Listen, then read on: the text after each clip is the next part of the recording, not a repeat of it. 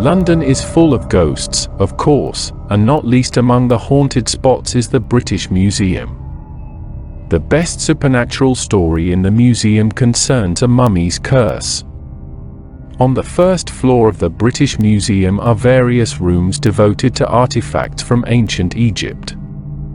There are many mummies and sarcophagi on display, but the one in question is numbered 22,542 and listed as a mummy case for an unknown singer to the god Amon-Ra.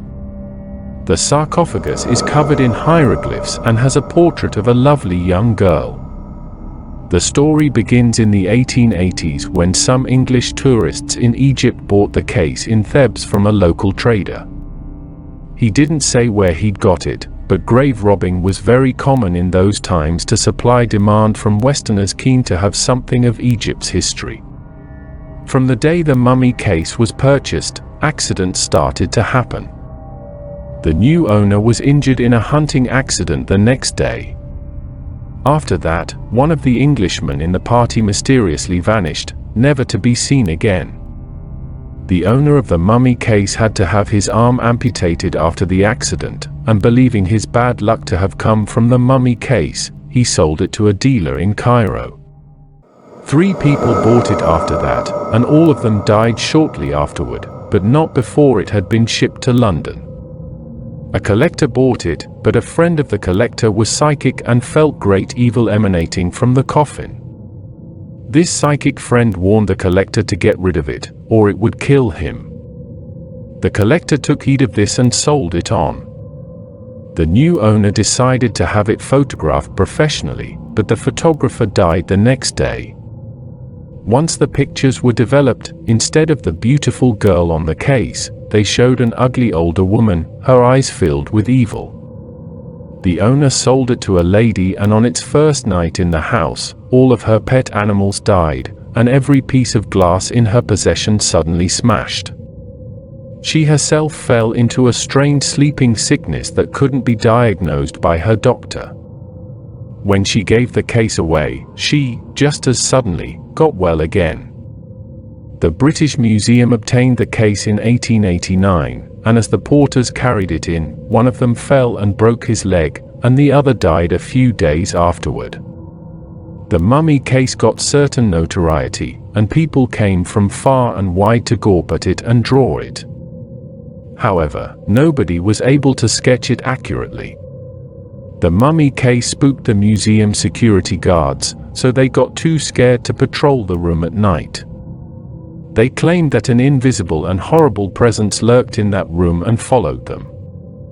One of them actually saw it. He says it was a thing with a wrinkled yellow-green face. A photographer allegedly killed himself after seeing the photographs of the mummy case develop. Altogether, 13 people were supposed to have been killed by the cursed mummy case.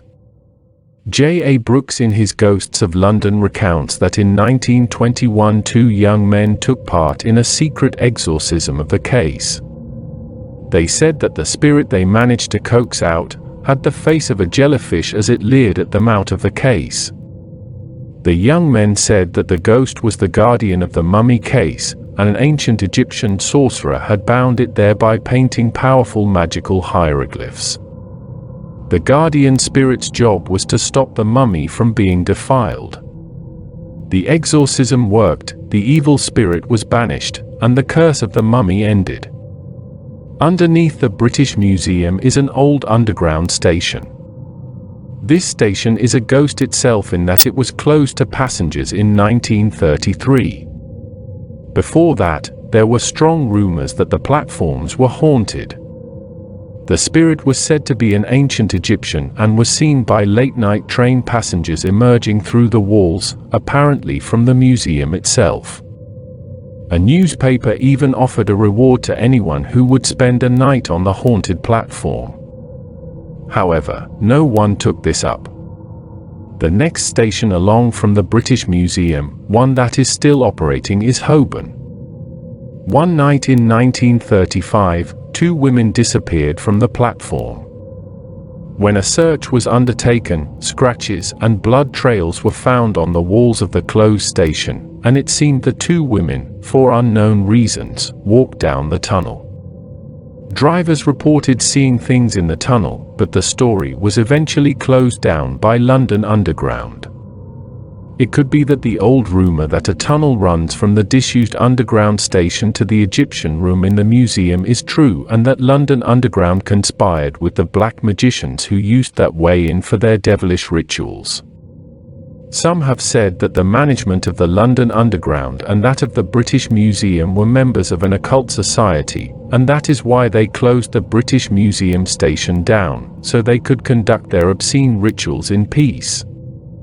Perhaps the rumors at Holborn Station started because a gang of navvies was entombed here while building the line.